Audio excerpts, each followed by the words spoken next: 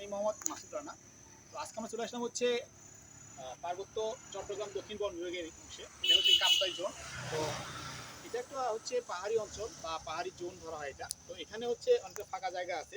হয়তো অনেকে ভুলবশত এই জায়গাতে হচ্ছে ময়লা আবর্জনা ফেলাই থাকে। আমার পাশে অনেকগুলো ময়লা স্থান আছে। এই জন্য সচেতনমূলক হিসেবে এটা পোস্টার লাগানো আছে যে বিশেষ বিজ্ঞপ্তি, বন্যপ্রাণী, বন ও বনাঞ্চল রক্ষার্থে এখানে ময়লা আবর্জনা ফেলা নিষিদ্ধ।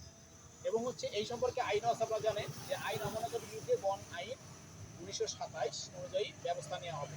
তার মানে আমরা বুঝতে পারছি যে হচ্ছে এই একটা পাহাড়ি অঞ্চল, এখানে যেহেতু একটা বন বিভাগের আওতাধীন আছে অংশটা, তো এখানে ময়লা আবর্জনা ফেলে এটাকে নষ্ট করা যাবে না। কিন্তু এখানে অসংখ্য ধরনের বন্যপ্রাণী বসবাস করে, আর বন্যপ্রাণী আছে বলেই আজ পর্যন্ত এই পাহাড়টা টিকে আছে।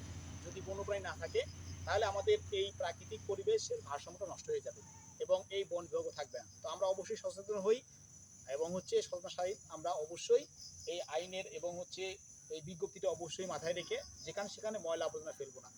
ধন্যবাদ।